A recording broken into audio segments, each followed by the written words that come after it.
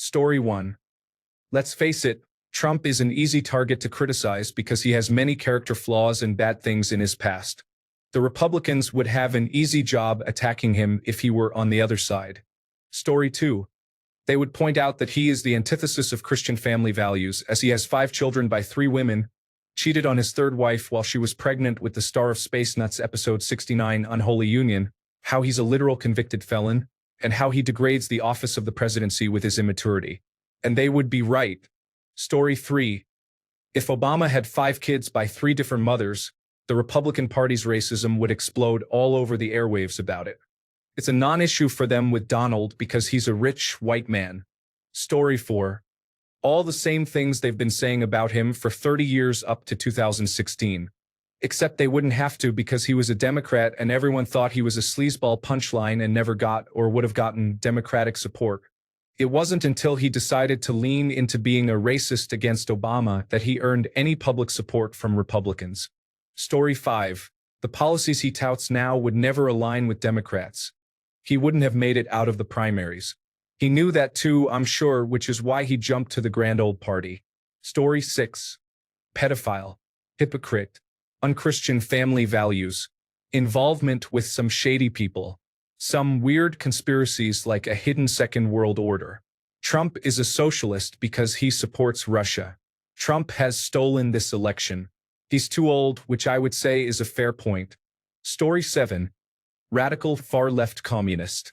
That's the only thing they ever call Democrats, regardless of policy. Maybe the QAnon faction would call him a pedophile, but I guess they'd actually be on to something this time. Story 8. Well, they attacked Clinton on Whitewater, Vince Foster, Cattle Futures, Buttery Mails, Benghazi, cigars, Monica, Bin Laden, Pizzagate, Universal Healthcare. They would have a field day with anything and everything the racist, rapist, convicted felon did. Story 9. Pedophile, daughter lover. Have you seen all the pictures of them together? And the things he has said in public about her? Epstein friend, Maxwell Buddy, had Epstein killed. Bill Barr's father gave Epstein his first job. Alex Acosta stole from a child's cancer charity, trust fund New York elite, clearly suffering from dementia. Look at him struggling with an umbrella, can't walk down a ramp, can't lift a glass of water. Have you heard him say nonsense about eating dogs and cats? How about the John Barron thing? Isn't that pathetic? He ran all his businesses into the ground, cheats contractors, loves Russia and Putin. We hate Russia. Look at the nepotism. Put his daughter, son-in-law, and daughter-in-law into positions where they made millions, tens of millions, got handed billions from Saudis. The corruption with hotels. Can you believe what he is doing? Billionaires control him. It's pathetically obvious he is a moron. He smells terrible. They might perceive reality. Story 10. Exactly what the Democrats and anyone with any common sense say now. For the record, I think of Trump as his own party, the Trump Party. It is just awful that the Republicans identify with him. Only in America. Story 11. If you can think back to before Donald Trump won the 2016 primary, Republicans hated him. They all publicly said he was a xenophobic individual and that they needed to do whatever it takes to make sure he does not get the nomination. Then he showed up and they had to all bend the knee because if they did not, they would never get reelected. Republicans still hate the individual, but their careers depend on the fact that they do not even say it out loud. Story 12.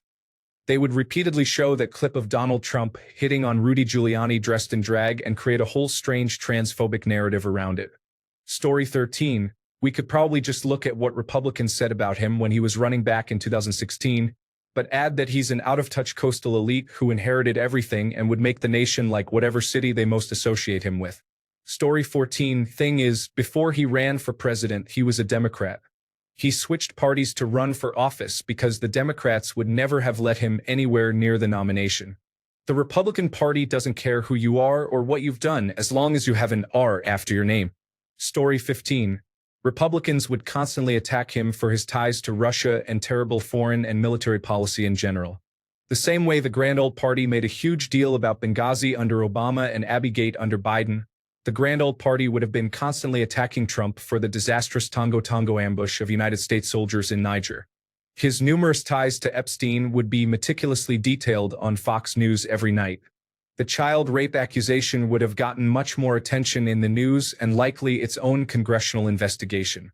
The religious right would suddenly recognize that he is a living embodiment of the 7 deadly sins, and many preachers would insist he was the Antichrist. Story 16. He would never appeal to Democrats. Republicans are dupes and sheep, and they fall for candidates like this all the time. Democrats usually vote for milquetoasts, posers, and every once in a while for someone with guts. Story 17. Pretty much everything everyone who is not a Trump supporter says about him. The sexual misconducts, bankruptcies, the fact that he acts like a toddler, his horrible foreign policies, his commitment to creating and maintaining culture wars, and the way his cabinet picks are not people who deserve it, but people who praised him the most. It is funny because Trump was a Democrat. He is a businessman first, president second. Story 18. Everything and more that his non-supporters say already. His cowardice in dodging the draft and his chronic infidelity would be key points for sure, though. Story 19. Trump was a Democrat most of his life. He and Hillary were friends. There are television interviews from that era, and it's like you are watching an alternate universe. Story 20. Donald Trump would have never gotten far in the Democratic Party. You can bleat the same, both sides are the same nonsense, but it just isn't true. Al Franken was forced to resign, Bill Clinton was impeached, and Hillary Clinton was investigated for literally a tiny fraction of the objectively terrible, easily provable things Donald Trump has done in the last year alone. Republicans only know how to reflexively denounce, defy, and sabotage Democrats in general. Donald Trump could have only been successful among the vastly ignorant, bigoted, subservient base of the Republican Party. Story 21. I liked him during all the years he did The Apprentice, and so did all the celebrity contestants in the NBC network, and he was a Democrat then. Hell, if he switched to the Democrats tomorrow, as long as he kept the same ideas to save this country from the woke rot that's consuming it now, I'd still vote for him, just like I voted for Bill Clinton on his second run for President of the United States. Story 22. I mean, they wouldn't need to have a serious political opinion of him, probably because Democrats never would have been stupid enough to nominate him.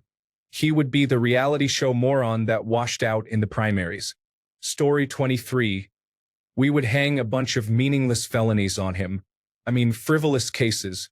Bring back some crazy old woman who thinks rape is sexy and tie him to her.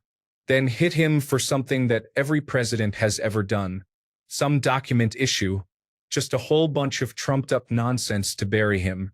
The public will eat it up because they're idiots. Story 24. He was a Democrat. He ran as a Republican because he said that Republicans are the dumbest group of voters in America. Edit. I do apologize for quoting something that was found to be misinformation. However, the idea still holds true.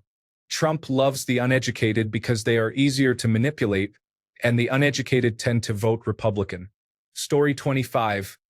Literally just flip-flop Democratic criticisms of Trump and Republican criticisms of Trump. His foreign policy would be the exact same because Democrats and Republicans generally see eye to eye on matters of foreign policy, with the exception maybe being he'd be less hawkish on China and more hawkish on Russia in 2016. Story 26. They would say he was Epstein's best friend. Except they would actually be right. Somehow, conservatives do not care that they were not only close friends for over a decade, but that he happened to die in a federal prison during Trump's administration. Is it not crazy that they never thought that was suspicious at all? Never mind the fact that Trump's initial attorney general pick Matt Gaetz was being investigated for trafficking. Story 27. These comparisons are pointless. Republicans are not playing the same game as Democrats. Republicans have manipulated their base into believing that no matter the standards, no matter the norms, and no matter what their own eyes tell them, the Democrats are evil and their only solution is to defeat them by any means necessary. Decorum, ethics, and at this point even laws and the Constitution are secondary to defeating Democrats.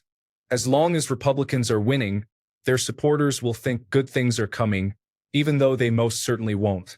But they have coordinated messaging and will find or invent liberal scapegoats to blame new problems on.